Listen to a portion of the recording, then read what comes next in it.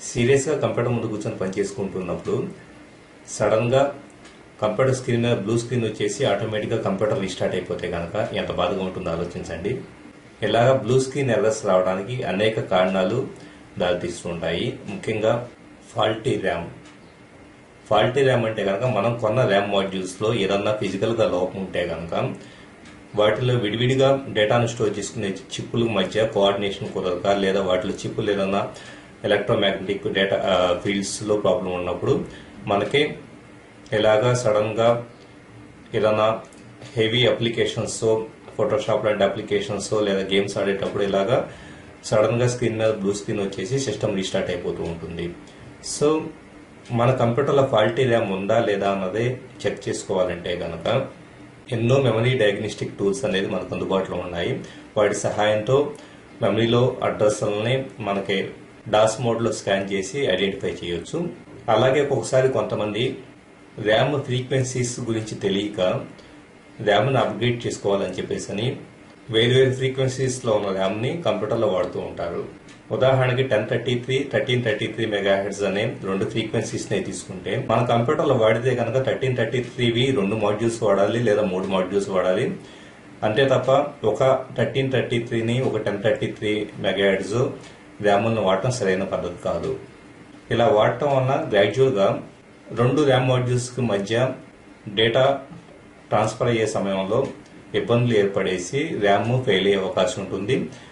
అది ఫైనల్గా మనకి ఇలా బ్లూ స్క్రీన్ ద్వారా మనకి ప్రాబ్లం క్రియేట్ చేస్తూ ఉంటుంది. బ్లూ స్క్రీన్ రావడానికి మరో కారణాన్ని చూస్తే కనుక డివైస్ డ్రైవర్స్. అంటే మనం ప్రింటరో, స్కానరో, లేకపోతే LAN card, sound card, display card ఇలా రకరకాల డివైజెస్ను మన కంప్యూటర్లో వాడుతూ ఉంటాం కదా. అవి సక్రమంగా పనిచేయాలంటే కనుక మనం సరైన డ్రైవర్స్ని ఇన్స్టాల్ చేయాల్సి ఉంటుంది. అయితే కొన్ని డివైస్ డ్రైవర్స్ కొన్ని ఆపరేటింగ్ సిస్టమ్స్కి మాత్రమే కంపాటబుల్ అవుతూ ఉంటాయి.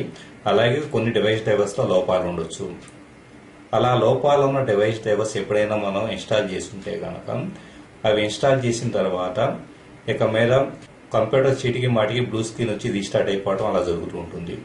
కాబట్టి ఎప్పుడైనా మీకు ఇలా బ్లూ స్క్రీన్ వస్తూ ఉన్నట్లయితే కనుక అంతకుముందు ఏదైనా డివైస్ డ్రైవర్ ఇన్స్టాల్ చేసి ఉన్నారా లేదో ఐడెంటిఫై చేసి ఆ డివైస్ డ్రైవర్ వలన లోపాలు ఏమైనా ఏర్పడుతున్నాయేమో తెలుసుకొని దాన్ని తీసేయటం మంచిది.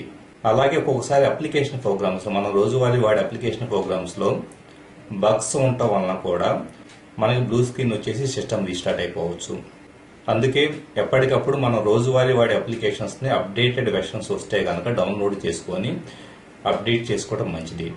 ఇలా అప్డేట్ చేయకపోతే కనుక ఇలాగ బగ్స్ వలన సిస్టమ్ రీస్టార్ట్ అయిపోవడం, ఆ అప్లికేషన్ క్రాష్ అవడమే కాకుండా ఏకంగా ఆపరేటింగ్ సిస్టమ్నే రీస్టార్ట్ చేసే అవకాశం ఉంటుంది.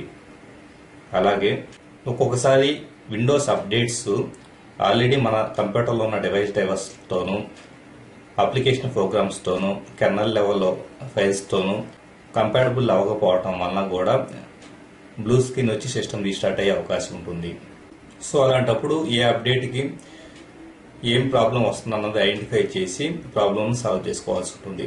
ఇలాగ బ్లూ స్క్రీన్ రావడానికి ఎన్నో కారణాలు ఉంటాయి.